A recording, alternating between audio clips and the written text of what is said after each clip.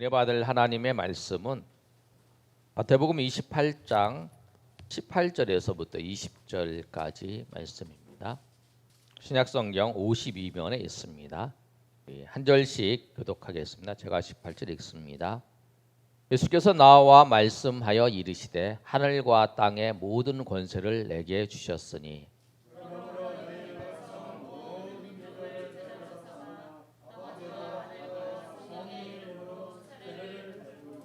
우리 20절 다 같이 읽습니다. 내가 너희에게 분부한 모든 것을 가르쳐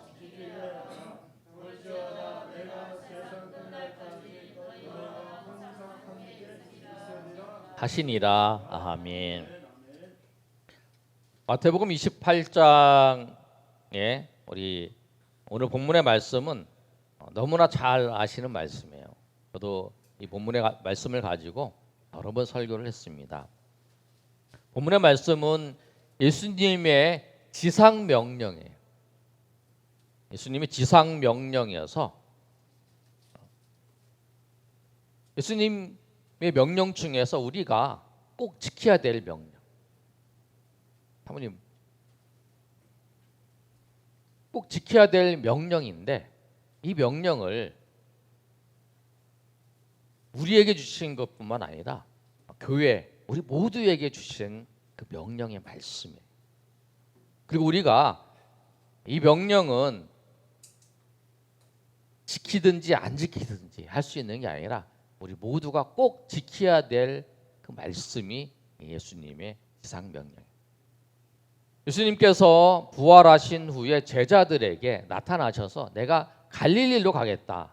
갈릴리에서 예수님이 이 제자를 만났어요. 제자들을 만나고 난 다음에 예수님께서 거기서 말씀을 하셨어요.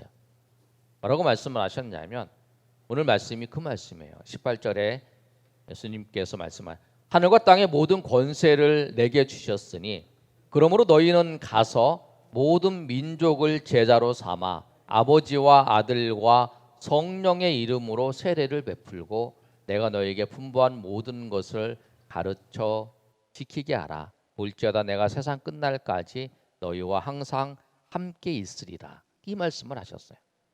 그런데 이 말씀이 지상 명령인데 지상 명령의 그 핵심이 뭐냐면 가장 중요한 단어가 있는데 그 지상 명령 19절과 20절의 가장 핵심적인 단어가 제자를 삼으라예요. 제자를 삼으라. 헬라어 원어를 우리가 살펴보면 제자를 삼으라고 하는 단어만 동사예요. 그리고 나머지 우리가 동사처럼 보이는 가서 또 세례를 베풀고 가르쳐 지키게 하라. 이 단어는 분사형이에요.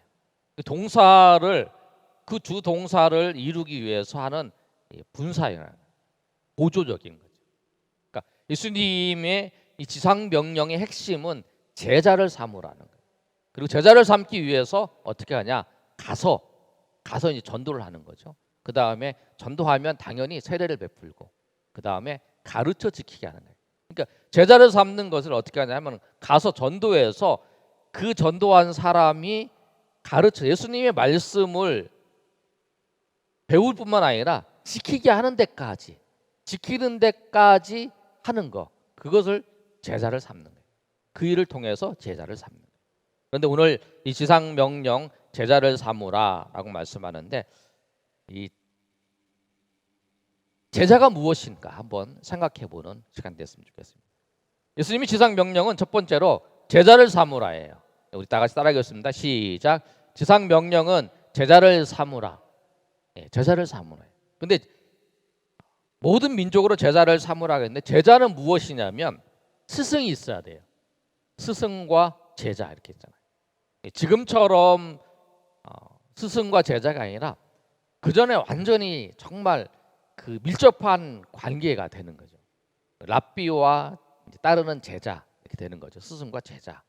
그래서 아주 그 몇몇 안 되는 사람이 같이 밥도 먹고 생활도 하고 그러면서 그 스승의 모든 것을 배우는 거예요. 산도 배우고 스승이 어떻게 행동하는가, 어떻게 생각하는가 그걸 다 배우는 거예요. 그 제자는 어떤 사람이냐면 스승을 보고 배우고 스승을 닮아가는 사람이에요. 우리가 다 누구냐면 예수님의 제자예요. 우리 교회의 여러분 비전 선언문에 보면 복음으로 회복되고 온전한 제자가 된다라는 핵심이 제자예요. 예수님의 제자가 되는.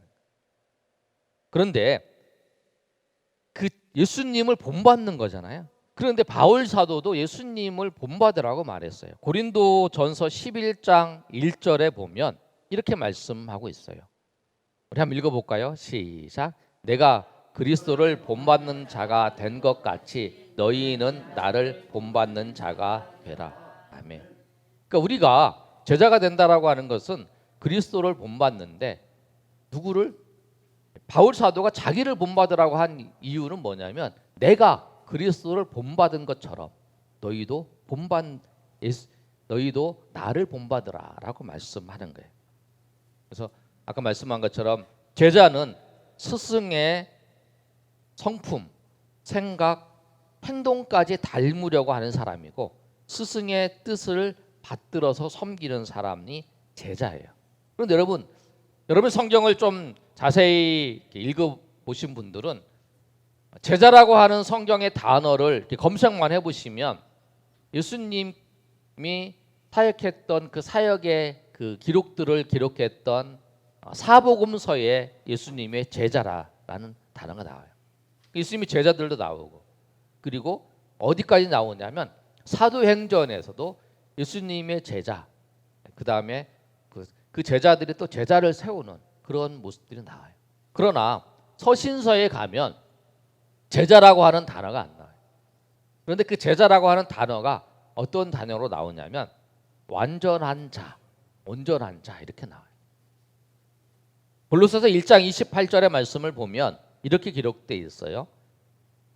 한번 우리가 읽어볼까요? 시작. 우리가 그를 전파하여 각 사람을 권하고 모든 지혜로 각 사람을 가르치면 각 사람을 그리스도 안에서 완전한 자로 세우려 합니다. 아멘. 그래서 이제 그리스도 안에서 완전한 자로 세운다. 그래서 이 제자로 세운다는 거예요. 그런데 왜 제자 이야기를 할까? 현대의 교회를 진단하는 분들이 이런 얘기를 했어요. 여러분이 헨리 나우원의 그 책을 읽어보셨으면 헨리 나우원이 이런 얘기를 했어요.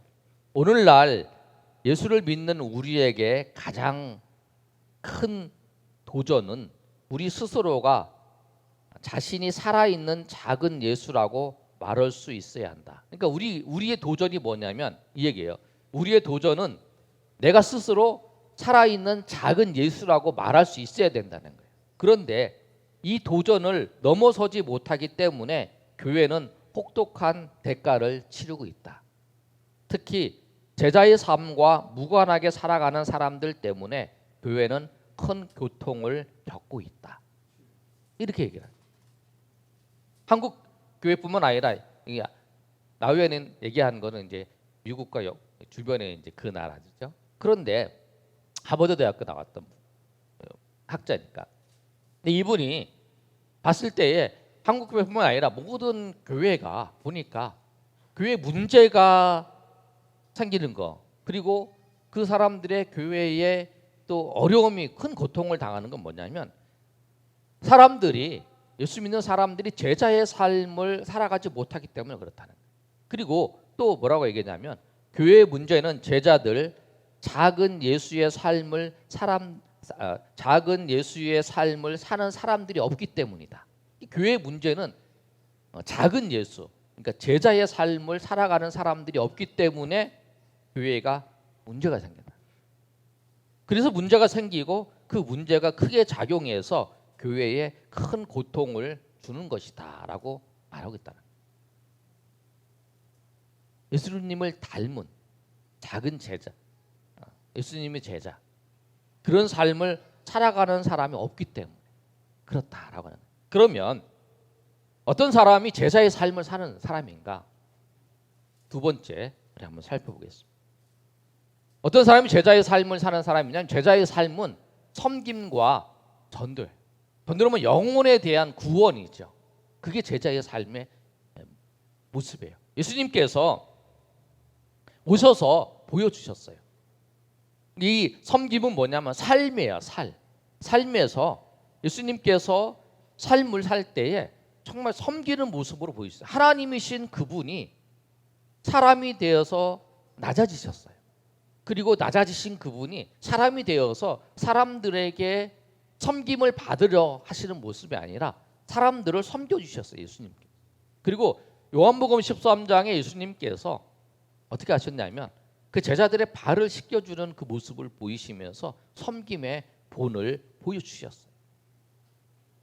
그런데 여러분, 그 예수님이 그런 그 삶의 모습을 보여주셨는데 우리가 그런 삶을 살면 그 삶의 자리에서 그리스도의 향기를 풍기는 거예요. 우리가 내가 그 예수님처럼 살아가면, 예수님이 사셨던 것처럼, 예수님이 섬겨셨던 것처럼, 예수님께서 영혼을 구하기 위해서, 영혼을 구원하기 위해서 힘쓰셨던 것처럼 그렇게 살아가면 우리가 그 삶의 자리에서 그리스도의 향기를 풍기는 거예요. 여러분, 가끔 보면 이제 아침에 음식 쓰레기를 묶어놓은 거잖아요. 꽉 묶어놔도 그 옆을 지나가면 아무리 열심히 묶어도 냄새가 나요. 아무리 그리스도의 향기를 바라는 사람인데 그 사람을 아무리 꽉꽉 묶어놔도 그 향기는 바라게 돼 있어요. 아무리 숨겨도 우리가 예수님의 모습으로 예수님처럼 살아가고 있는데 그 삶을 세상이 가리고 모든 것이 이렇게 다 가려도 그 향기는 그 조금만 틈이 있으면 다 풍겨나는 거잖아요. 그 조금만 그 틈이 있는 그 틈으로 그 향기가 쫙 바르잖아요. 우리 그렇다는 거예요.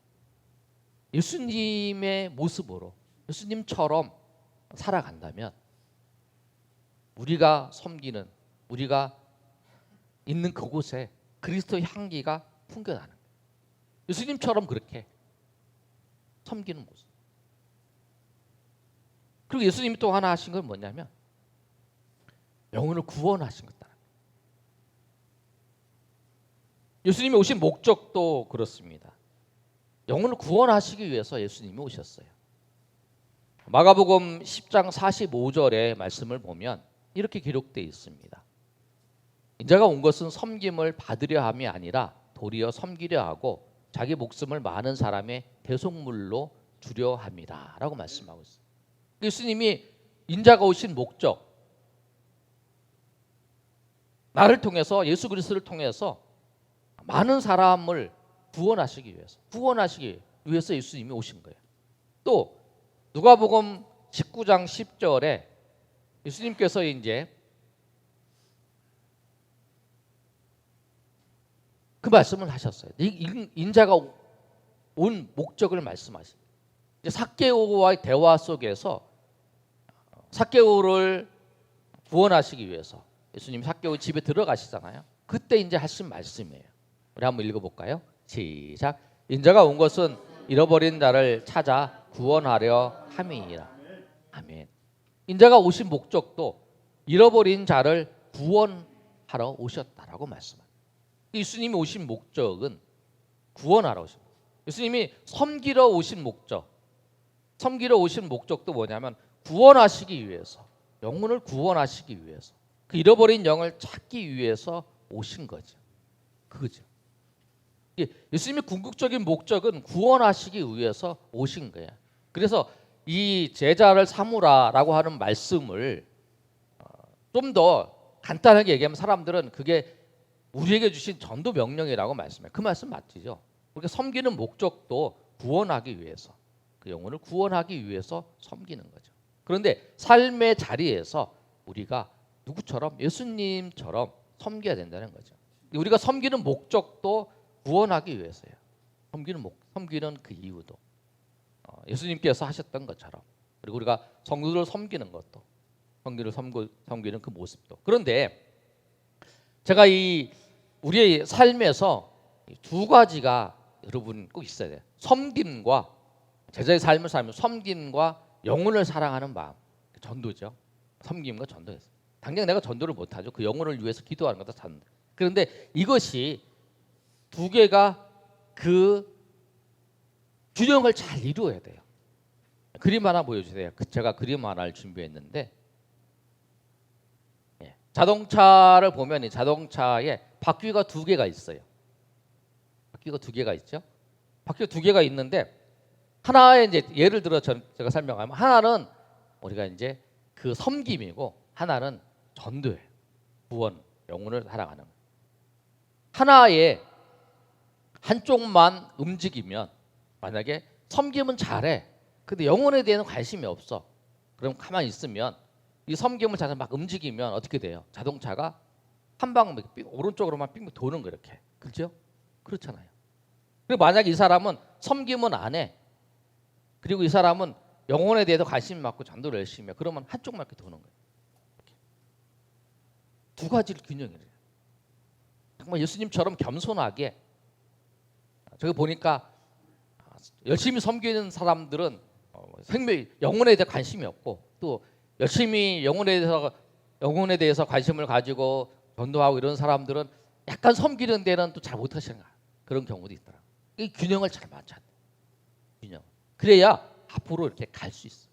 아니면 한쪽으로만 이렇게 뺑뺑 돌든지 왼쪽으로만 돌든지 오른쪽으로만 돌려요. 앞으로 전진하지 못하는 이 두 개의 축이 우리 인생에서 여러분 항상 잘 이렇게 점검을 해야 된다.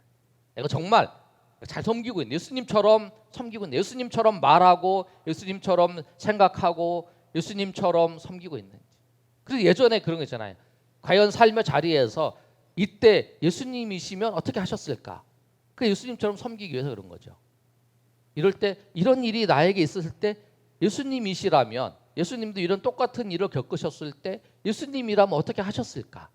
그걸 생각하면서 예수님처럼 내가 섬겨야 됐다. 그런 운동을 벌였잖아요.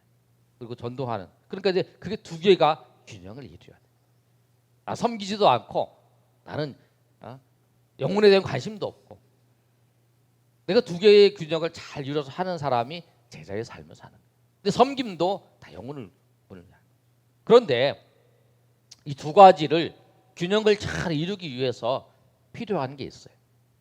우리 항상 듣는 거죠. 말씀과 기도예요. 말씀을 통해서 내가 정말 예수님처럼 섬기고 있는가를 살펴봐야 되는 거예요. 살펴봐야 돼요. 내가 예수님처럼 그 영혼을 정말 예수님이 그 한 영혼을 구하기 위해서 그 영혼을 찾아가셨던 것처럼 예수님께서 그 하나님이신 그분이 우리를 구원하시기 위해서 그 십자가에서 죽으시고 그 모든 고난을 당하셨던 그 예수님의 그 마음처럼 내가 영혼에 대한 정말 관심을 가지고 있는지 항상 말씀을 통해서만 내가 점검해 볼 수 있는 거예요. 말씀을 통해서 볼 때에 맞아 그렇구나. 내가 이러지 못했구나. 내가 맞아 영혼에 대해서 그래 관심이 없었구나. 내가 맞아 그렇게 섬기지 못했구나.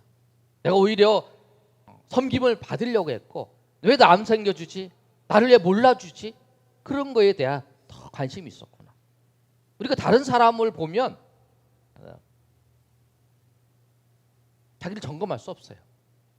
저 사람이 나보다 좀 못한 것 같은데 나보다 어린 것 같은데 저 사람 나보다 못한 것 같은데 나를 인정해 주지 않지? 나를 대접해 주지 않지? 우리 그런 생각을 한다는 거예요. 그러나 우리가 말씀을 예수님을 보면 말씀을 통해서 예수님을 보면 내가 그렇구나. 내가 섬기려고 해야 되는데 내가 섬김을 받으려고 했구나. 그래서 내 마음이 불편하구나. 그런 걸 알게 된다는 거예요. 그래서 항상 말씀을 통해서 나의 섬김과 내가 영혼을 사랑하는 마음을 점검해 보세요. 그래서 항상 말씀을 통해서 그 가운데 축 안에 그 말씀을 통해서 볼 수 있어요. 기도를 통해서 그러잖아요. 기도를 통해서 정말 내가 내가 지금 섬기자고 하는 것이 정말 내 욕심을 따라서 하는 건지 아니면 하나님의 영광을 위해서 하는 건지 살펴볼 수 있는 거죠. 기도할 때만이 그것을 분별할 수 있는 거예요. 내가 이렇게 하려고 말하고 있는 이것이 정말 내 욕심을 위해서 내가 원하는 걸 얻기 위해서 하는 건지 기도하면서 우리의 마음을 살펴보고 우리의 생각을 살펴보고 우리의 동기를 살펴보고 기도하면서 살펴볼 수 있는 거예요.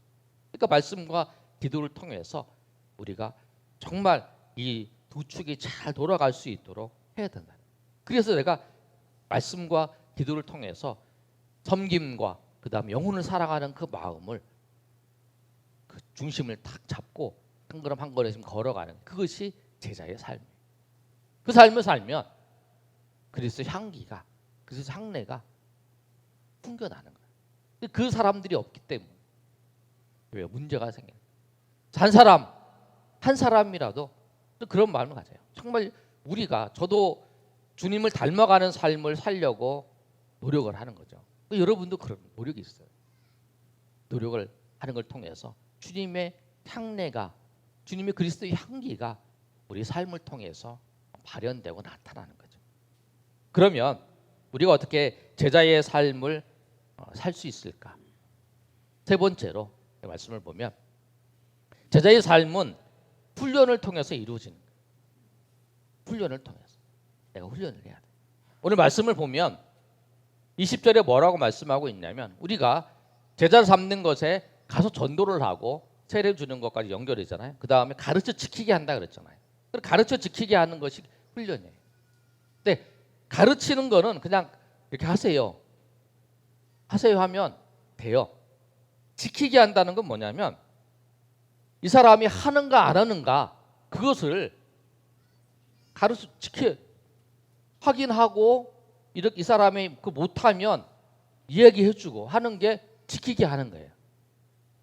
우리 청년들이 가끔 헬스를 이제 하러 가잖아요. 헬스를 하러 가면 운동 기구를 갖고 이제 뭐 이렇게 담벨이라 그러죠. 이렇게 하고 뭐 이렇게 하는데 운동을 하는데 그 처음에 이 코치가 설명을 해주잖아요. 이렇게 하라. 그러면 내가 이제 이걸 이렇게 해야 되는데 이렇게 한다 그러면 코치가 보고 이렇게 가르쳐주잖아요. 이렇게 하는 게 아니고 자세를 이렇게 딱 정확히 잡고 이렇게 해야 된다. 이렇게 가르쳐주잖아요. 그렇죠? 네? 네. 가르쳐준다. 왜냐하면 이렇게 해야 정확하게 할 수 있어요. 그리고 이제 가면 이제 와서 하는 거 보고 이제 뭐가 틀렸다. 그렇게 하면 안 된다. 하고 이제 하잖아. 한번 이렇게 하세요 하고 끝내는 게 아니잖아요. 그래야 이제 똑바로 운동을 할 수 있는 거잖아요. 말씀도 그래요. 우리가 한번 우리가 가르쳐 준다고 해서 그 사람이 그대로 할 수 있을까? 없어요. 한번 내가 가르쳐 줬어. 아니 내가 맨날 가르쳐 줬는데 지키게 하는 걸 아는 거예요. 가르쳐 지키게 하라 그러는데 가르쳐만 준 거라는 거예요. 지키게 하는 걸 어떻게 하냐면 그리고 우리가 교회에서 여러분 보시면 훈련을 해요. 훈련을 한다는 건 뭐냐면 자기가 말씀을 가지고 어떻게 살았는가, 말씀 가지고 어떻게 살았는가 훈련 시간에 나와서 내가 말씀 앞에 자기를 이렇게 드러내는 거예요. 내가 이 말씀을 보니까 내가 이 부분이 그렇지 못했다라고 하는 걸 드러내고 그리고 이제 서로 이야기를 하면서 내가 이 말씀을 내가 이렇게 지켜야겠다 결단을 하고 그래서 이제 하는데 잘 안 돼. 그러면 그것을 또 안 된다고 하는 게 아니라 지킬 수 있도록 격려해주고 그런 과정들 그게 이제 뭐냐면 우리가 교회에서 하는 토그룹 훈련을 통해서 그 일을 하는 거예요. 그것을 예수님께서는 3년 동안 제자들과 같이 먹고 자고 그리고 생활하면서 그 일을 한 거죠. 예수님께서는. 그래서 예수님은 그 제자들의 모든 그 삶도 다 알지요. 왜 그러냐면 같이 먹고 자고 생활하고 생각하고 그래서 다 아는 거죠. 계속 사니까. 그래서 예수님은 아신 거예요. 그러나 우리 교회 공동체는 그게 안 되잖아요. 우리가 뭐 합숙을 해서 같이 먹고 살고 그런 게 아니잖아요. 그러니까 교회는 공동체는 같이 모여서 이제 시간을 정해서 같이 살았던 이야기들을 서로 이야기하면서 그러면서 이제 서로 자신의 그 이야기들을 펴 나가는 거예요. 그게 이제 훈련이에요. 교회에서 하는 뭐 제자 훈련이나 다 그런 거죠. 여러분 이것을 통해서 우리가 앞으로 이제 2021년 올해 지나고 2022년부터는 우리가 올해부터 시작을 해서 여러분과 같이 말씀을 통해서 정말 여러분이 제자의 삶을 정말 삶 속에서 제자의 삶을 예수님을 닮아가는 삶을 살아가기 위해서 협력하고 돕고 그 일을 하려고 해요. 그래서 여러분 정말 제자의 삶을 살아갈 때에 어려움도 있죠. 정말 예수님처럼 살아가기 위해서 어려움도 있죠. 그러나 정말 예수님처럼 살기 위해서 노력하면서 몸부림치면서 그 하나의 껍질을 벗고 주님의 은혜의 바다에 푹 들어가서 그 속에서 정말 주님과 함께 동행하면서 주님과 함께 정말 주님의 모습으로 작은 예수의 모습으로 살아가는 그런 모습을 여러분 한 사람이라도 그럼 그 한 사람이 그 구약에 있는 말씀처럼 한 사람이 천을 이룬다는 말씀이 그 말씀. 그 한 사람이 정말 주님께서 쓰신다. 우리가 다 제자예요, 여러분. 여러분 예수님을 다 닮아가는 사람이에요. 그런데 단지 차이는 뭐냐면 내가 삶의 자리에서 제자의 삶을 살아가고 있지 않느냐, 살아가고 있느냐 그 차이뿐이라는 거예요. 우리 다 제자예요. 우리가. 그래서 여러분 그래서 정말 예수님을 닮아가는 우리의 목표가 그잖아요. 우리가 돈 잘 벌고 우리가 성공하고 우리가 다른 사람한테 대접받고 우리 다른 사람한테 칭찬받고 그게 아니라 우리의 삶의 목표는 예수님을 닮아가는 거예요. 예수님을 닮은 거예요. 내가 얼마만큼 예수님을 닮았는가? 저 사람이 예수님을 닮아서 얼마만큼 저 사람을 통해서 예수님의 모습이 드러나고 있는가? 그것이 우리의 삶의 목표라는 거예요. 우리의 삶의 목표가 그거예요. 부자 되는 것도 아니고 성공하는 것도 아니고 다른 사람한테 잘 사는 걸 보여주는 것도 아니고 그 어떤 것도 아니에요. 왜? 그 성공이나 부자나 뭐 돈이나 뭐 이런 거 다 이 땅에 놓고 가는 거잖아요. 다 그래서 우리의 목표를 여러분 이 말씀을 통해서 정말 교회에서 여러분 이제 앞으로 훈련하고 이럴 때 여러분 참여하셔서 여러분이 정말 예수님을 닮아가는 그 모습으로 그리고 예수님의 제자의 삶을 살아가는데 여러분 도전하시고 또 그 은혜 가운데 나가시는 저 여러분 되시기를 예수님의 이름으로 축복합니다. 아멘.